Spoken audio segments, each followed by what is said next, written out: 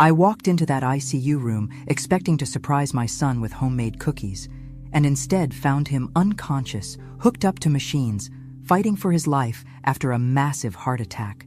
But his wife Nora wasn't crying by his bedside. She was in the Maldives, posting Instagram stories with another man, spending David's money like water. So I did what any loving mother would do. I froze every single bank account he'd ever given her access to. If you're watching this, subscribe and let me know where you're watching from. Now, let me back up and tell you how I got here, because this story starts 3 months earlier when I should have seen the warning signs. But when you're 68 years old and your son is your whole world, you tend to ignore the red flags, especially when they're being waved by a daughter-in-law who smiles while she sharpens her knives. It was a Tuesday in June when Nora called me, her voice dripping with that fake sweetness I'd grown to recognize. "Margaret, darling, David's been working so hard lately. I'm planning a little getaway for us, just to help him relax." I should have asked questions then, should have wondered why she needed my credit card information just in case of emergencies while they were traveling. Instead, like the fool I was, I handed over my financial information to a woman who'd been systematically isolating my son from me for 2 years. Oh, she was clever about it. Never anything dramatic, just little comments here and there. "Your mother seems tired, honey. Maybe we shouldn't burden her with dinner this week." Or my personal favorite, "Margaret's getting a bit forgetful, isn't she? Perhaps we should limit her access to the grandchildren." The grandchildren, Emma, 8, and little Jake, 5. 2 beautiful souls I barely saw anymore because Auntie Nora always had better plans for them. Plans that somehow never included Grandma. But I digress. The point is, I gave her access to my emergency account, the one with $50,000 I'd been saving for David's future, for the grandkids' college funds, for medical emergencies. The irony isn't lost on me now. 3 months later, here I am, standing in a sterile hospital room, watching my son fight for his life, while his wife is halfway around the world, probably toasting her good fortune with champagne and her boyfriend's charm. The nurses told me David had been alone when he collapsed at work. Alone. No wife rushing to his side, no frantic phone calls to family, just my unconscious son and a voicemail on his phone from Nora saying she'd call back later because she was dealing with a time zone issue. Time zone issue. That's what she called abandoning her husband during a medical crisis. I pulled out my phone and opened my banking app, my fingers surprisingly steady as I navigated to the account management section. Technology might not be my strong suit, but I learn fast when I'm motivated, and nothing motivates like righteous fury mixed with a mother's protective instincts. Account frozen, transaction history downloaded. And then I did something that surprised even me. I called my old friend Patricia, the one who'd become a private investigator after her divorce. If Nora thought she could play games with my family's money while my son lay dying, she was about to learn that this old woman had more fight left in her than she'd ever imagined. The phone started ringing exactly 47 minutes after I froze the accounts. I know because I was timing it, sitting in that uncomfortable hospital chair, watching David's chest rise and fall with mechanical precision while I waited for Nora's world to come crashing down. "Margaret?" Her voice was strained, panic creeping around the edges of her usual composure. "There seems to be some problem with the cards. Everything's being declined." "Oh dear," I said, my voice perfectly calm. "How inconvenient for you. Where did you say you were again?" There was a pause, a long one. I'm at a spa retreat. For my anxiety. You know how worried I get about David's work stress. Spa retreat. Right. That's what she was calling the 5 Seasons Resort in the Maldives, where my private investigator friend had already confirmed she'd checked in 3 days ago with a male companion.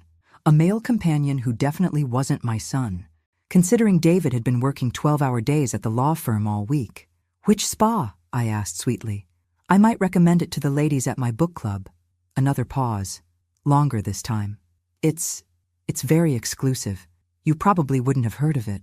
"Try me," I said, watching a nurse check David's IV. "I'm more worldly than you give me credit for." The silence stretched so long, I wondered if the call had dropped. Then, "Margaret, what's this really about? Why are the accounts frozen?" "Well, darling," I said, using her favorite condescending endearment right back at her. When I arrived at the hospital and found my son unconscious and alone, with no idea where his loving wife might be, I thought it best to secure his financial assets. You understand, medical bills can be so expensive. You had no right.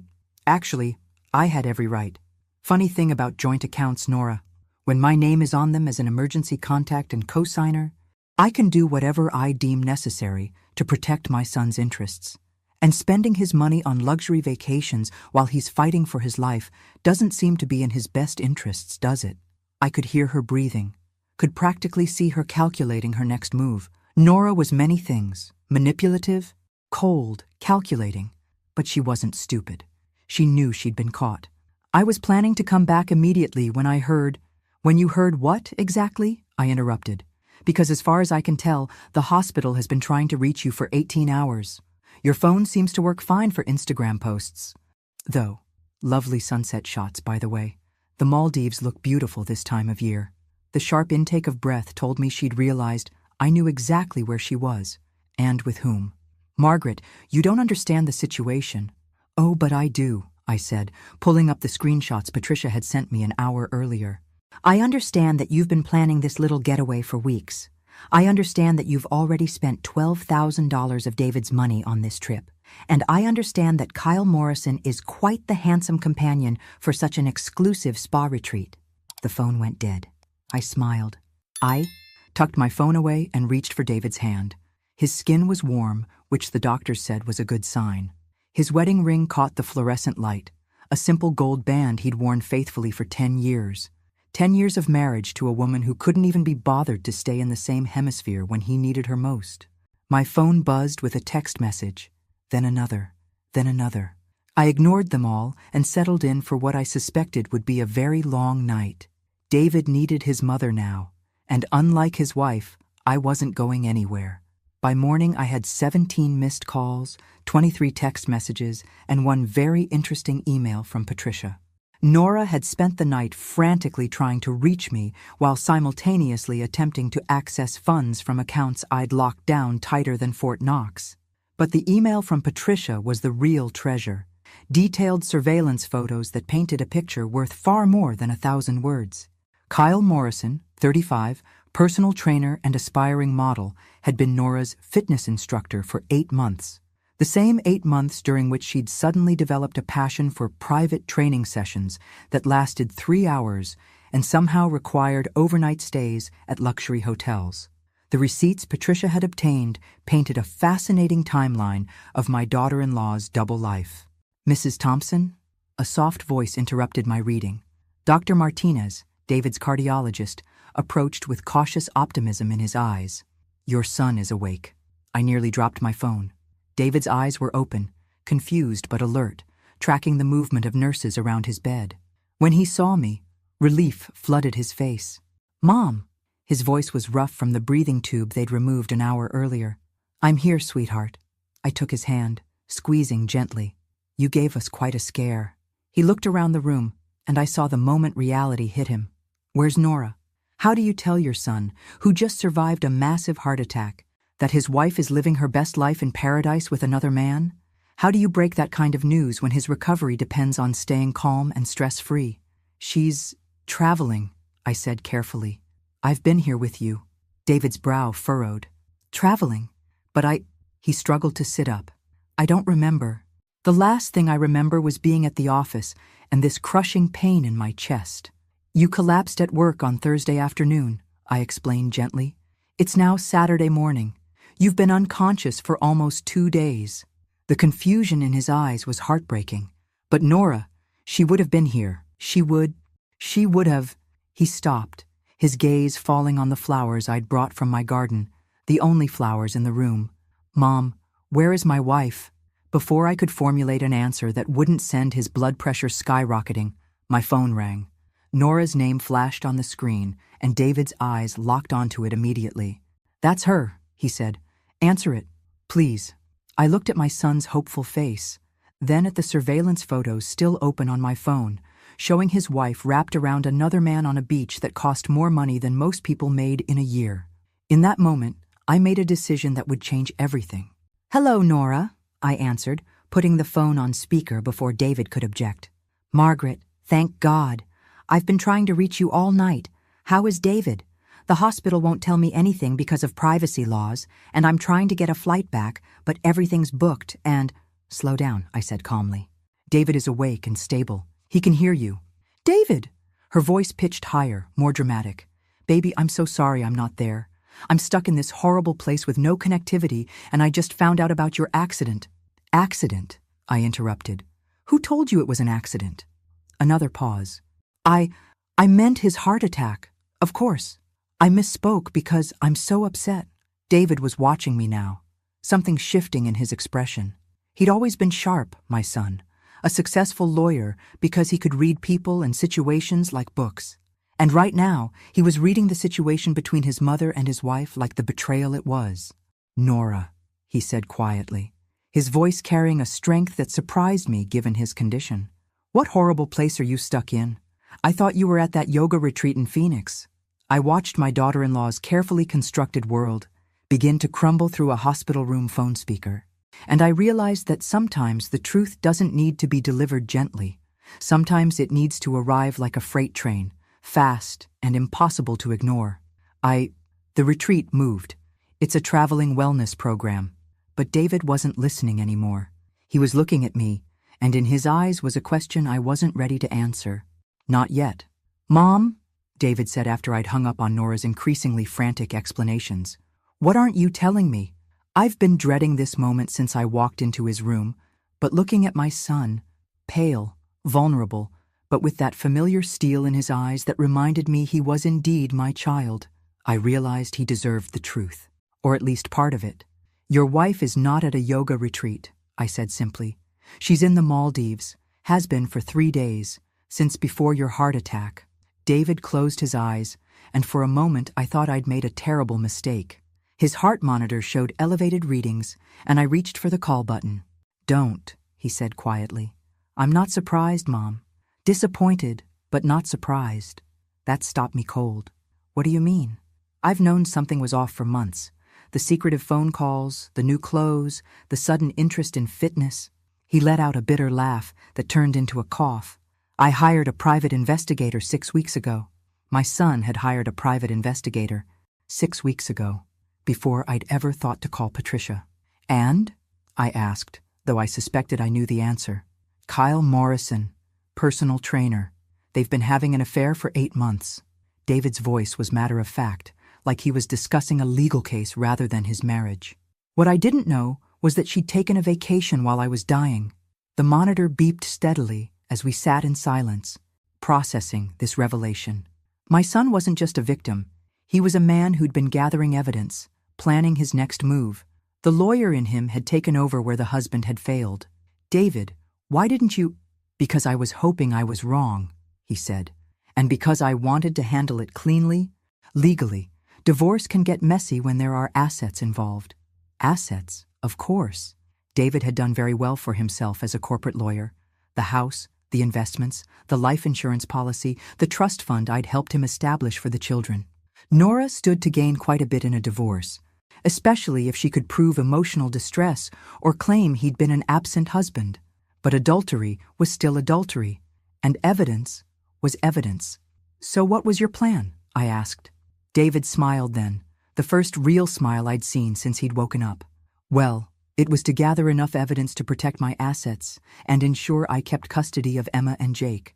But now, he gestured weakly at the hospital room. Now, I think my plan just got a lot more interesting. How so? Because my loving wife just abandoned me during a medical emergency to continue her affair in paradise. Using my money, I assume? I nodded. She tried to spend $12,000 yesterday alone. I froze the accounts. You froze? David started laughing, really laughing, despite the pain it clearly caused him. Mom, you magnificent woman, you froze her accounts while she was in the Maldives? She had access to your emergency funds. I removed that access. So she's stuck there? Well, she has whatever cash she brought and whatever Kyle can afford. But her credit cards, debit cards, and access to your accounts? Completely frozen. David was quiet for a long moment, and I could see him working through the implications. Mom, I need you to do something for me. Anything. I need you to call my lawyer, Sandra Chen. Tell her it's time to move forward with the divorce papers we discussed. And tell her the situation has evolved. Evolved how? David's smile turned cold, and for a moment I saw not my sweet boy, but the sharp attorney who'd built a successful practice by being 3 steps ahead of his opponents. Because abandonment during a medical emergency, adultery, and financial irresponsibility are going to make this divorce very one-sided in my favor. And the children? Are at my sister's house for the weekend. Safe and sound, with no idea their mother is currently stranded in paradise with her boyfriend. I squeezed his hand. You've been planning this for a while. I've been hoping I wouldn't need to, he corrected. But yes, I've been prepared. What I wasn't prepared for was having a heart attack at 42. Or for my wife to be so callous about it. My phone buzzed with another call from Nora. We both looked at it. Should I answer? I asked. Absolutely, David said. But put it on speaker. I want to hear exactly how she plans to explain this one. Margaret, please, you have to help me. Nora's voice was strained, desperate in a way I'd never heard before. I can't get home. The resort is demanding payment for the extended stay, and Kyle's card was declined, and I have no cash, and— Slow down, I said, catching David's eye. He nodded for me to continue. You're saying you're trapped? Yes, the airline is demanding payment for ticket changes. The resort wants money for extra nights, and I can't access any of our accounts. Margaret, I know we've had our differences, but David needs me. I need to get home to my husband. David mouthed, "Wow," and shook his head. Nora, help me understand something, I said. You've been gone for 3 days. David had his heart attack on Thursday afternoon. It's now Saturday morning. When exactly were you planning to come home? The original trip was supposed to end tomorrow. I was going to surprise David by coming home a day early. I looked at David, who was silently applauding what was apparently another lie.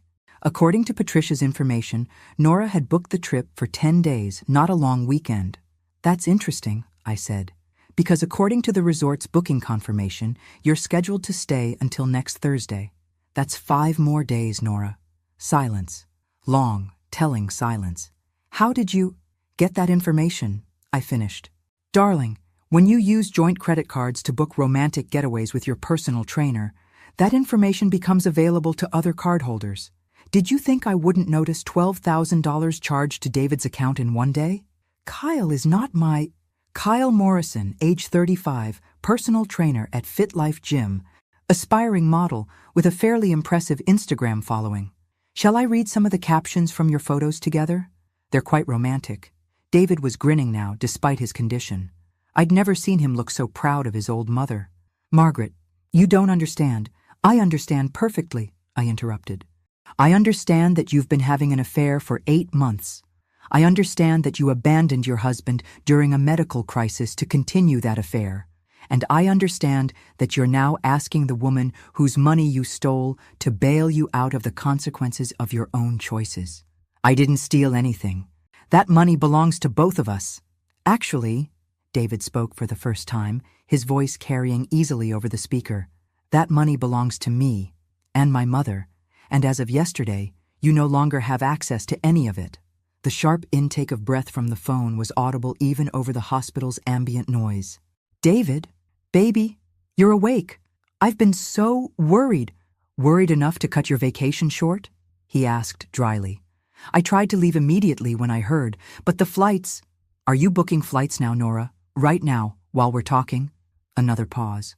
The internet here is very slow. That's funny, I interjected, because you posted an Instagram story 20 minutes ago. The internet seemed fast enough for that. David closed his eyes and shook his head. Nora, stop. Just stop lying. We know about Kyle. We know about the affair. We know you've been using my money to fund your relationship with him. And we know you chose to stay in paradise instead of rushing home when your husband nearly died. David, please, let me explain to my lawyer, he said calmly, because this conversation is being recorded and everything you've said is going to be very helpful in our divorce proceedings. Divorce? Her voice pitched higher. David, you can't be serious. You're not thinking clearly because of the medications. I'm thinking more clearly than I have in months, he said. And what I'm thinking is that my wife just admitted to stealing my money, abandoning me during a medical emergency, and lying about all of it. I didn't abandon you. I didn't know. You didn't know because you didn't care to know, David said. You were too busy posting photos with your boyfriend to answer calls from the hospital. The line went quiet, except for what sounded like crying. But I'd heard Nora's manipulation tactics before, and I suspected David had too. Here's what's going to happen, David continued. You're going to find your own way home. When you get here, you're going to find that the locks have been changed and your belongings are packed. You're going to receive divorce papers within the week. David, please. And Nora? If you come anywhere near my children before this is settled legally, I'll have you arrested for abandonment and harassment. He motioned for me to end the call, and I did, cutting off what was building into full-scale hysterical pleading. David lay back against his pillows, looking more relaxed than he had since waking up. Feel better? I asked. I feel free, he said. For the first time in 2 years, I feel free. Sandra Chen arrived that afternoon with a briefcase full of papers and a smile that reminded me why David spoke so highly of her legal skills. She was sharp, efficient, and had clearly been preparing for this moment much longer than I'd realized. How are you feeling, David? She asked, setting up her laptop at the small table by the window. Like a man who just discovered his wife is even worse than he thought possible, David replied. Did Mom fill you in on the latest developments? She did. And I have to say, Nora has made our job considerably easier. Sandra pulled out a thick folder. Abandonment during medical emergency, adultery with evidence, financial irresponsibility, endangering marital assets. This is going to be the fastest uncontested divorce I've ever handled. Uncontested? I asked. Oh, she'll contest it initially, Sandra said. But when she sees the evidence we have, plus the new evidence from her current vacation, she'll settle quickly, especially when she realizes what fighting will cost her. David shifted in his hospital bed. What do you mean? Well, let's start with the basics. You have a prenuptial agreement that becomes void in cases of adultery. You have documented evidence of her affair. You have proof she abandoned you during a medical emergency. And now you have recorded admissions of her using marital funds for personal vacations with her lover. Sandra pulled out a set of photographs. Apparently, Patricia wasn't the only one who'd been busy gathering evidence. But here's the interesting part, Sandra continued. According to the financial records your mother provided, Nora has been systematically moving money from your joint accounts into personal accounts for the past 6 months. Small amounts, nothing that would trigger automatic alerts, but totaling nearly $40,000. I felt my jaw drop. 40,000? She's been planning this for a while, David said grimly. The affair, the money transfers, probably the exit strategy. What she didn't plan for was me having a heart attack and Mom freezing the accounts before she could complete whatever she was planning. Sandra nodded. Which brings us to the really interesting part. Nora made some calls yesterday after she couldn't access the accounts. Calls to a real estate agent in California. California? David and I said simultaneously. Apparently she and Kyle have been planning to relocate after the divorce. They've been looking at properties in San Diego, using your projected settlement as their budget.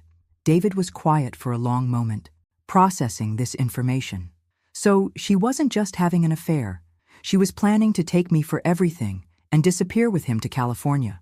That appears to be the plan, yes. Using the children as leverage for a larger settlement, then relocating and limiting your access to them, the children.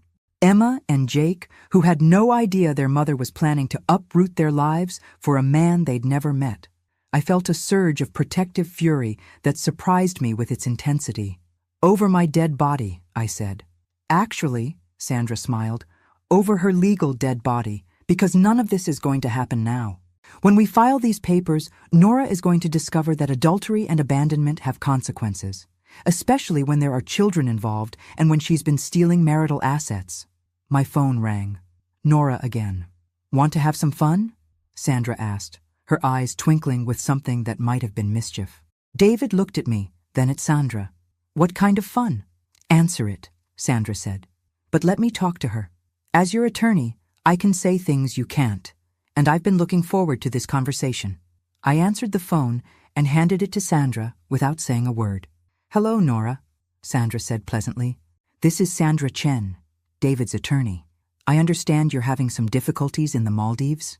The pause was so long, I wondered if the call had dropped. Who is this? Nora's voice was small, uncertain. As I said, I'm David's lawyer, and I'm calling to inform you that divorce papers will be filed first thing Monday morning. You're welcome to contest them, of course, but I should warn you that fighting this particular divorce will be expensive and ultimately futile. You can't. David's not thinking clearly. David is thinking very clearly. Clear enough to provide me with recorded evidence of your admissions today. Clear enough to document your abandonment during his medical crisis.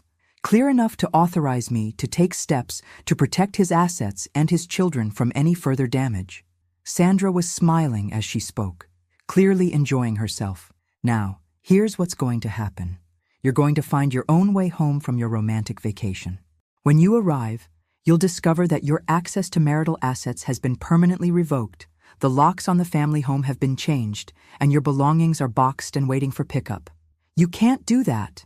Actually, we can. Adultery voids your prenuptial agreement's protections, but it doesn't void its restrictions. And abandonment during medical emergency is grounds for immediate asset protection under California law. I watched David's face as Sandra systematically destroyed whatever fantasy Nora had been living in. He looked like a man who just realized he was finally free. But that's not even the best part, Sandra continued.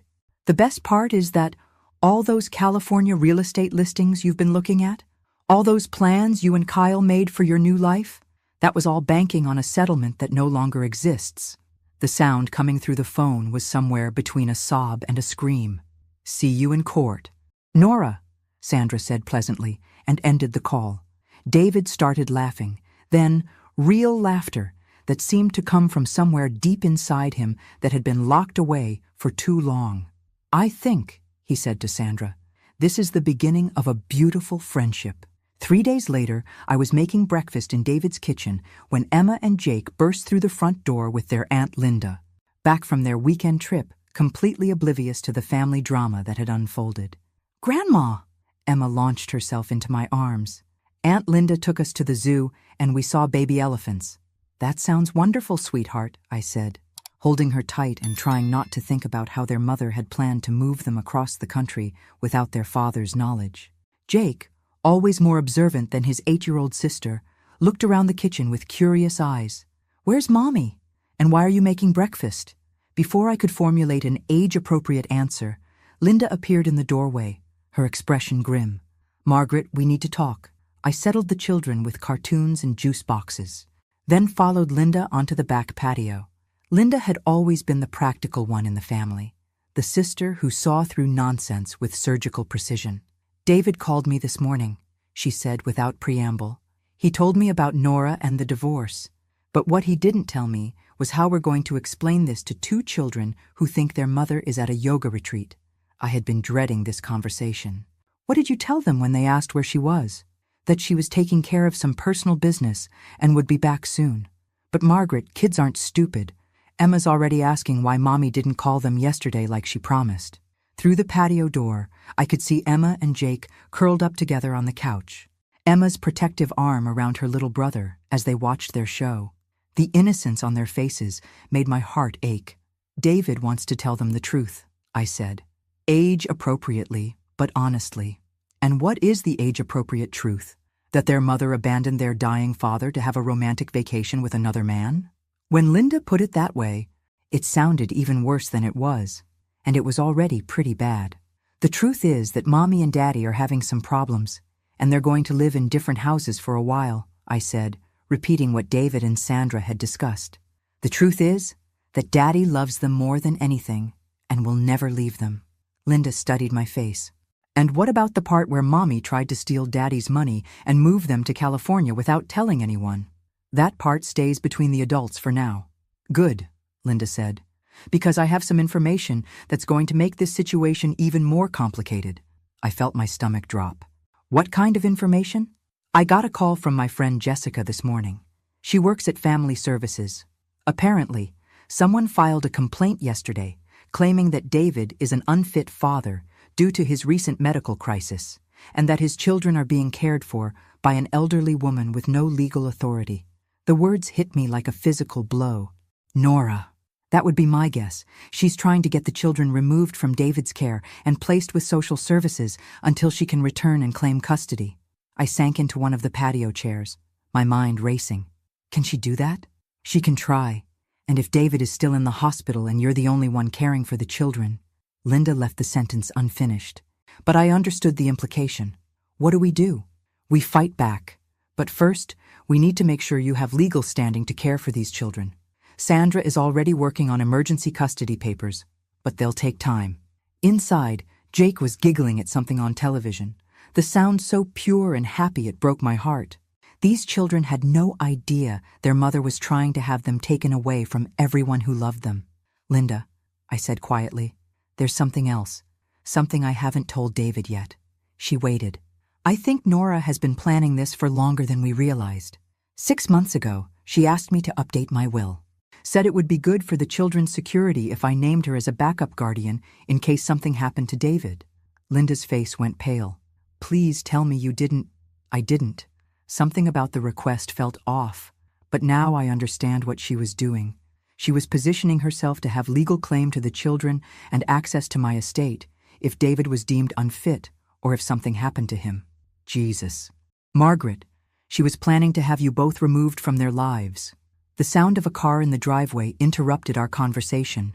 Through the front window, I could see a taxi pulling up, and my blood ran cold when I recognized the figure getting out. Nora was home, and judging by the fury on her face as she stormed toward the front door, she was ready for war. I had maybe 30 seconds before Nora reached the front door. 30 seconds to decide how to handle the moment when the children saw their mother for the first time since her world had imploded. Linda, I said quickly, take the children upstairs. Now. What? Why? Because their mother is about to make a scene that will traumatize them for life, and I'm not letting that happen. Linda moved fast, scooping up Jake while firmly taking Emma's hand. Come on, kids. Let's go see if Daddy has any good books in his room. But Grandma, the show isn't over. We'll finish it later, sweetheart, I said, my voice steady despite my racing heart. The front door rattled with aggressive knocking just as Linda disappeared upstairs with the children. I counted to 10, smoothed my hair, and opened the door with the same calm I'd used to face down intimidating doctors and belligerent insurance agents over the years. Nora looked like hell. Her usually perfect blonde hair was unwashed and pulled back in a messy ponytail. Her designer clothes were wrinkled, and her makeup couldn't hide the dark circles under her eyes. But it was her expression that told the real story, pure, undiluted rage mixed with desperation. Where are my children? She demanded, pushing past me into the house. Your children are safe and cared for, which is more than I can say for their father when you abandoned him. She whirled around, her eyes blazing. I didn't abandon anyone. I was trapped in another country with no money because I what? Protected my son's assets from a woman who was stealing them to fund her affair? That money belongs to me too. Actually, it doesn't. Your prenuptial agreement was quite clear about that, especially in cases of adultery. Nora's face crumpled then, the rage giving way to something that looked almost like panic. Margaret, please, I know how this looks, but you don't understand. I understand perfectly. I understand that you've been planning to leave my son for months. I understand that you were going to take his children and his money and disappear to California with your boyfriend. And I understand that you called family services yesterday to try to have these children removed from their father's care. That last accusation hit home. Nora's face went white, confirming what Linda had suspected. How did you? Because unlike you, I have friends who actually care about this family's well-being. Nora straightened, and I could see her regrouping, searching for a new angle of attack. Where is David? Recovering. No thanks to you. I want to see him. I'm sure you do. Unfortunately, he doesn't want to see you. In fact, you're not welcome in this house anymore. This is my house too. Not anymore. Check with Sandra Chen if you have questions about the legal details. Nora's composure finally cracked completely. You can't keep me from my children. I'm not keeping you from anything. Your own choices did that. Mommy. We both turned to see Emma standing at the top of the stairs, her face confused and uncertain. Behind her, Linda was reaching for her, but Emma had heard the shouting and come to investigate. Baby, Nora's voice transformed instantly, becoming the syrupy sweet tone she used when she wanted something. "Mommy's home." Emma hesitated, looking between her mother and me with an expression too mature for her 8 years. "Why were you yelling at Grandma?" "We weren't yelling, sweetheart. We were just having a discussion." "Come give Mommy a hug." But Emma didn't move. Instead, she asked the question that shattered whatever illusion Nora might have had about controlling this narrative. "Mommy, Daddy's in the hospital. Why weren't you here when he got sick?" The silence stretched between us, heavy with the weight of truth that couldn't be sugar-coated or explained away. Nora looked up at her daughter, and for the first time since she'd walked through that door, she seemed to realize that her actions had consequences beyond bank accounts and divorce papers. I was traveling, baby. I came as soon as I could. But Grandma was here. Grandma took care of Daddy." Emma's simple observation carried more judgment than any adult accusation could have. From the mouth of a child came the truth. When it mattered most, Grandmother had been there, and Mother had not. Nora tried to recover. "Well, I'm here now, and I'm going to take you and Jake home." "This is home," Emma said firmly, "and Daddy needs us here." I watched Nora realize that she'd lost more than just her marriage and her financial security. She'd lost her children's unquestioning trust, and unlike court orders and bank accounts, that was something no lawyer could help her get back. The standoff in the living room was broken by the sound of another car in the driveway. Through the window, I could see Sandra Chen getting out of her black sedan with a folder of papers and a determined expression that suggested she'd been expecting this confrontation. "Expecting someone?" Nora asked, her voice tight with suspicion. "Always," I replied calmly. Sandra knocked once before entering, her professional demeanor intact despite the obvious tension in the room. "Mrs. Caldwell," she said to Nora with cool politeness, "I was hoping to find you here." "I'm here to collect my children and my belongings," Nora said, crossing her arms defensively. "I'm afraid that's not going to be possible," Sandra replied, opening her folder. "I have here a temporary restraining order preventing you from removing the children from their father's custody, as well as a court order for supervised visitation only." Nora's face went from pale to bright red. "You can't do that." "Actually, we can. And we have." Sandra handed her a set of papers. "Your attempt to have the children removed from their father's care through family services while he was hospitalized was ill-advised. I was protecting them." "From what? A loving father and grandmother who've been caring for them while you were on vacation with your boyfriend?" Emma was still standing at the top of the stairs, listening to every word. I could see her trying to process information that was too complex and painful for a child her age. "Emma, sweetheart," I called softly, "why don't you go help Aunt Linda with Jake?" But Emma shook her head. "I want to stay. I want to understand what's happening." Nora looked up at her daughter, and for a moment, I saw something like remorse cross her face. "Baby, grown-up stuff is complicated. Are you and Daddy getting divorced?" Emma asked directly. The question hung in the air like a bomb nobody wanted to defuse. That's something Daddy and I need to discuss," Nora said carefully. "Daddy already discussed it," Emma said with devastating 8-year-old honesty. "He told Aunt Linda that you've been lying and that you don't want to be married anymore." I watched Nora's carefully constructed facade crumble as she realized her children had already been told a version of the truth that painted her as the villain she'd actually become. "That's not— David had no right to poison you against me." "He didn't poison anyone," Emma said firmly. "He just told us the truth." Sandra stepped forward. "Mrs. Caldwell, I think it would be best if you left now. You can schedule supervised visits through the family court system." "Supervised visits? These are my children. Children you abandoned during a family crisis. Children you attempted to have removed from their father's care through false allegations. Children you were planning to relocate without their father's knowledge or consent." Each accusation hit like a hammer blow, and I could see Nora deflating with the weight of her own choices. "I want to see David," she said finally, her voice small and desperate. "Mr. Caldwell has made it clear he doesn't wish to see you except in the presence of attorneys. Please." Nora turned to me, tears streaming down her face. "Margaret, please. I know I made mistakes, but I love my children. I love my family."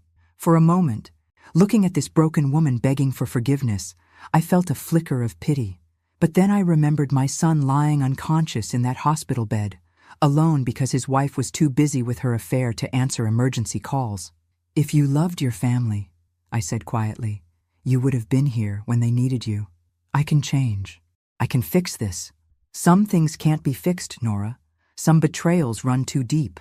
Emma spoke from the stairs, her young voice carrying a wisdom that broke my heart. Mommy, did you really leave when Daddy was sick? Nora looked up at her daughter, and I could see her struggling with whether to tell the truth or try one more lie. Yes, she whispered finally. Yes, I did. Why? It was such a simple question from a child who deserved a simple answer. But the truth was too complicated, too ugly, too adult for explanation. Because, Nora said, her voice breaking, I made very, very bad choices.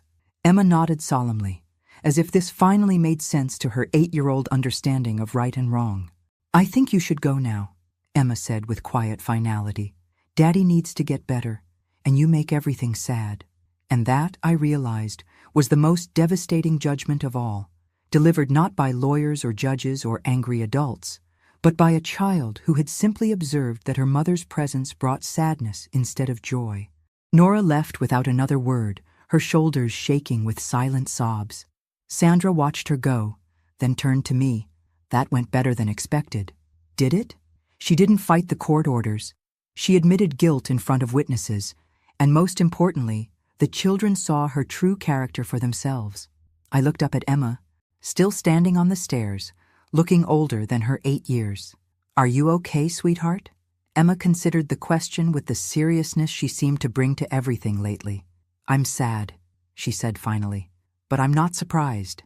And that, perhaps, was the saddest thing of all. 2 weeks later, David was home and recovering well. The children had settled into a new routine, and life was beginning to feel stable again, which is, of course, when Nora decided to play her final card. I was in the garden with Emma, teaching her how to deadhead the roses, when my phone rang. An unknown number, but something made me answer it. Margaret, this is Dr. Patricia Williams from Riverside Memorial Hospital. My blood ran cold. Is everything all right? I'm calling about your daughter-in-law, Nora Caldwell. She's been admitted to our psychiatric unit following a suicide attempt. The pruning shears fell from my hands. What? She was found in her hotel room this morning by housekeeping. She's stable now, but she's been asking for you specifically. She says she has information about your family that you need to know. I looked at Emma, who was watching me with concerned eyes. Can you hold on a moment, please? I covered the phone. Emma, sweetheart, can you go inside and ask Daddy if he needs anything? I need to take this call. Once Emma was safely inside, I returned to the conversation. Doctor, I don't understand. Why would she ask for me specifically? She claims she has information about threats to your son and grandchildren. She says someone has been trying to force her to leave town permanently, and she's afraid for their safety.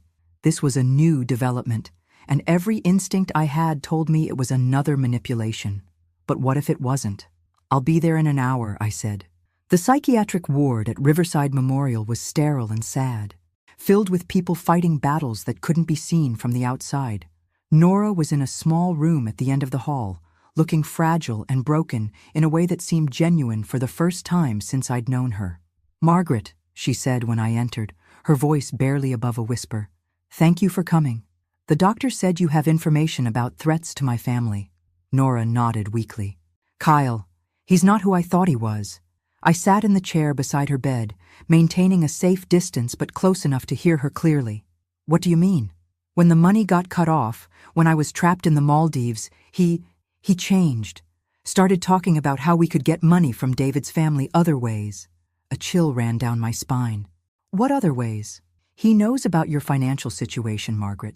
He knows about your investments, your life insurance, your property. He's been researching your family for months. How would he know any of that? Nora's face crumpled with shame. Because I told him. I gave him access to all the financial documents, thinking we were planning a future together. But he wasn't planning a future with me. He was planning a future with my money. I felt sick. What kind of plans? He has connections to people who arrange accidents for elderly people, make them look natural. He showed me articles about other cases. Other families where wealthy seniors died unexpectedly and their assets went to younger relatives. The room seemed to spin around me. You're saying he was planning to have me killed? Not just you, Nora whispered. You and David. Make it look like a murder-suicide maybe, or a car accident. Leave the children orphaned so I could inherit everything and take them away. I gripped the arms of my chair, trying to process this information. And you went along with this? No. I mean, at first I thought he was just talking crazy because he was angry about the money. But then he started asking specific questions about your routines, about when you were alone, about the children's schedules. When did you realize he was serious? When he showed me the insurance policy he'd taken out on your life. He's been planning this for months, Margaret. Using me to get information about your family. My blood turned to ice. What insurance policy? He somehow got himself listed as a beneficiary on a policy tied to your estate. I don't understand all the legal details, but he showed me the paperwork. If something happens to you, he gets a substantial payout. This was impossible. I'd never signed any documents that would give Kyle Morrison access to my estate or insurance. Nora, I need you to tell me exactly what documents you gave him access to. For the next hour, Nora detailed a systematic campaign of identity theft and financial fraud that made my earlier concerns about frozen bank accounts seem quaint. Kyle had used the information she'd provided to forge documents, create false insurance policies, and position himself to profit from the deaths of people he'd never met. Why are you telling me this now? I asked finally. Because when I realized what he was really planning, I tried to back out, told him I couldn't go through with it. That's when he told me it didn't matter anymore. He said he didn't need me alive to collect the money. He threatened you. He tried to kill me. Margaret. Made it look like a suicide attempt, so if I survived, no one would believe anything I said. But I fought him off and called the hospital myself. I stared at this woman who had betrayed my family in every possible way, who was now claiming to be saving us from an even worse betrayal. Why should I believe you? Nora reached into the bedside table and pulled out a phone. Because I recorded everything, every conversation, every plan, every threat. I thought I was documenting our relationship, but I was actually documenting a murder plot. She handed me the phone, and with shaking fingers, I pressed play on the first recording. Kyle's voice, casual and cold, filled the small hospital room. The old lady's got to go first. Make it look natural, maybe a fall down the stairs. Then we wait a few months and take care of the son. Car accident, maybe. Something that doesn't leave the kids traumatized because we need them to trust you when you get custody. I stopped the recording, my hands shaking so violently I nearly dropped the phone. There are 12 hours of recordings, Nora said quietly. Everything you need to put him away forever and protect your family. I looked at this broken woman who had betrayed us, who had nearly destroyed us, and who was now potentially saving our lives. What do you want in return? I want you to forgive me, she whispered. And I want you to help me make sure Kyle never hurts anyone ever again. The FBI arrested Kyle Morrison 3 days later as he was conducting surveillance on my house, presumably planning the accident that would begin his scheme to murder my family for insurance money. The recordings Nora had provided, combined with the forged documents and fraudulent insurance policies they found in his possession, painted a picture of a man who had turned identity theft and murder into a profitable business model. Special Agent Jennifer Walsh, who handled the case, told me Kyle had been operating this scheme in 3 other states with different female accomplices. Nora wasn't his first victim. She was just the first one smart enough to document everything and brave enough to come forward. Your daughter-in-law saved your lives, Agent Walsh told me as we sat in David's living room, watching Emma and Jake play in the backyard, blissfully unaware of how close they'd come to losing everything. If she hadn't recorded those conversations, we never would have been able to prove intent. David, still recovering but getting stronger every day, shook his head in disbelief. So, Nora's affair actually saved our lives? In a way, yes. If she hadn't been involved with Kyle, we wouldn't have known about his plans until it was too late. The irony wasn't lost on any of us. The woman who had betrayed our family had also inadvertently protected us from something far worse. What happens to her now? I asked. She's agreed to testify against Kyle and his associates in exchange for immunity from the fraud charges. She'll serve some time for the identity theft, but considering her cooperation, it'll likely be minimal. And the children? Agent Walsh looked at David. That's between you and the family court. But given everything that's come to light, I suspect custody won't be an issue. Later that evening, after the FBI agents had gone and the children were asleep, David and I sat on his back porch, watching the sunset and trying to process everything that had happened. "Mom," he said quietly, "I owe you an apology." "For what?" "For not seeing what Nora was really like, for letting her isolate you from our family, for not protecting you from all of this." I reached over and squeezed his hand. "You couldn't have known. I should have trusted my instincts, and I should have trusted yours." We sat in comfortable silence for a while, listening to the evening sounds of suburbia, lawnmowers, children playing, the distant sound of traffic, normal sounds from a normal world that had very nearly been destroyed by the greed of a man we'd never met. "What do we tell the kids?" David asked eventually. "We tell them that sometimes bad people try to hurt good families, but that love and truth are stronger than lies and greed. We tell them that their mother made mistakes, but ultimately did the right thing when it mattered most. And do we forgive her?" I considered the question carefully. "I don't know if I can forgive her for what she did to you, to our family, but I'm grateful she found the courage to stop something much worse from happening." My phone buzzed with a text message from an unknown number. David and I both tensed. After everything we'd been through, unexpected communications made us nervous. But when I opened the message, it was from Nora. "Margaret, I know I have no right to ask anything of you, but I wanted you to know that Kyle had a list. Other families he was planning to target after yours. The FBI has that list now, and they're warning those families. Your strength in freezing those accounts and fighting back didn't just save your family. It saved strangers you'll never meet. Thank you for being braver than I was. I hope someday Emma and Jake will understand that their grandmother is a hero." I showed the message to David, who read it twice before handing my phone back. "Are you a hero, Mom?" I thought about the question seriously. "I'm a mother and grandmother who refuse to let anyone hurt her family. If that makes me a hero, then every woman who's ever stood up to a bully is a hero. Then the world is full of heroes." "I hope so," I said, watching the last light fade from the sky. "I really hope so." Emma appeared in the doorway in her pajamas, rubbing sleepy eyes. "Grandma? Daddy? Why are you sitting outside?" "Just enjoying the quiet." "Sweetheart," I said, opening my arms to her. She climbed into my lap, warm and solid and perfectly safe. "I love you, Grandma." "I love you too, Emma, more than you'll ever know." As I held my granddaughter and watched my son smile for the first time in weeks, I realized that sometimes the best revenge isn't getting even. It's simply protecting what matters most and refusing to let evil win. The rest, as they say, was just paperwork. Thanks for listening. Don't forget to subscribe and feel free to share your story in the comments. Your voice matters.